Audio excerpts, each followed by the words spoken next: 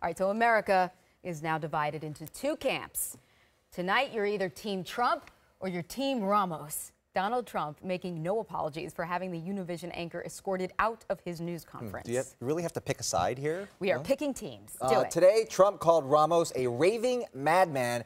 Here's what he said, and here's what happened yesterday. Yeah, please. Excuse me, sit down. You weren't called. Sit down. Sit down. Sit down. Go ahead. No, you don't. You haven't been called. Go back to Univision. Trump's security escorted Ramos out. He was later allowed back in, but this is just another example of critics are calling Trump's bullying ways. Joining us now to talk more about this, image consultant and best-selling author of Be the Brand, Tamara Jacobs. How are you guys? Hi. Hi. And I thought this was so fitting. I am bringing gifts and self-promotion. This is my new book, Your Ultimate Success Plan. How Trumpian of me. Yay. Yes. Yes. Promote yourself. Why not? Exactly. Promote yourself. So is this just Trump or is this bullying? You know, it's interesting because I do think he's crossed the line. I think that America likes bravura. We like bragging, but we don't like bullying. So he needs to start to be careful. I think he's drinking his own Kool-Aid, and we know what happens when you do that. You say that, but it doesn't seem to be affecting him. I mean, his poll numbers keep going higher and higher. He can bully and he can say whatever he wants. Unprovoked, he basically called out Megyn Kelly. Because he's Daddy Warbucks. If you think about it, he's P.T. Barnum and Daddy Warbucks in an era of depression. Start to sound familiar? Yeah. So what's happening is he's entertaining and he's very bombastic. So we're constantly appalled, but it's like a train wreck. You have to keep watching it. And he's colorful. He has energy. We're not so concerned with what he says, but we like the bravura with which he says it. And you know, yeah, maybe he's going to start to cross the line. And I think he's close. I do think he's close.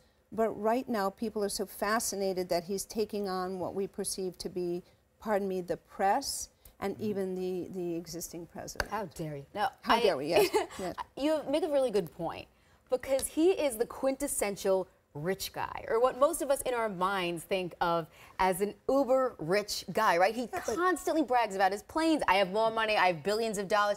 I mean, I have spent election after election hearing every single candidate try to explain why they're relatable to the public, why their income isn't what it is, why they're always pretending to play the poor card. Oh, my dad served ice cream and my mom was a teacher. He's proudly a capitalist, proudly displays his wealth, and maybe America's like, at least he's honest. Here's the thing. We want to feel right again. We all want to feel rich again. We want to stop apologizing for who we are in our personal success. And if I were to have given Mitt Romney any advice, it would be stop apologizing for being successful. It's okay. And what's interesting about Trump, he seems to so enjoy being rich. And then he sort of spreads it around. That's what I said about Daddy Warbucks. I want to fly in his helicopter too. Yes. You know, he's making everybody feel like I disagree here. Well, okay, yeah, I disagree. I disagree because I think that people like rich people or people who succeed and came from nothing. But at the same time, people don't like rich people who flaunt it, are mean to other people. They like rich people who appreciate where they came from. I have to you know what I mean? I don't think he's mean to other people. What I think he's doing, he's mean to specific people. And some of those people in America is going, yeah, they need somebody to stand up to them.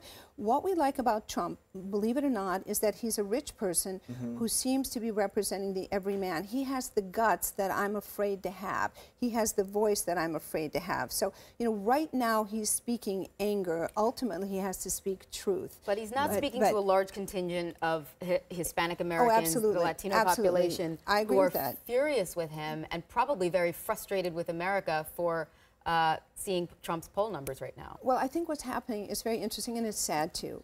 Look, we already live in a polarized society. I think he's polarizing it even more. But what's interesting is there's becoming some kind of equilibrium, because I think that people felt, rightly or wrongly, that we were leaning to the left. Now he's pulling us to the right. The hope is somebody's going to come in and be, you know, in the middle. That too hot, too cold, just right. The problem is, I think the just right candidates right now are being overshadowed. I think there's some really good people who can't even be heard because they're not as charismatic. They don't fly in their helicopter. They don't wear, you know, the bright red hat. They don't have his hair. They don't have his hair, and they don't have his wife. But by the way, it all falls you know, it's all connected because the poll numbers are up and his poll numbers are up, so the media tends to cover it more. Everybody's covering it more, so he's just getting all of the attention because of that as well. I would say, but you know, there's an analogy here. What goes up must come down, just like the stock market. And I'll put myself out there. I do think he's enjoying a bubble right now because he's so far exceeded our expectation, right? When he got into the race, we thought he was going to be a showman.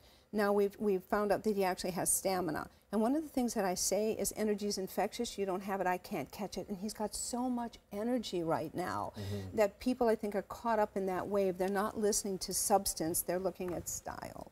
It is an ego well fed. It is an ego well fed. Ego well said. Right. And well said. Well said and well fed. There you go. Wow. Thank you. I'm well fed. You're well said. We make quite a team, Bobby. Right.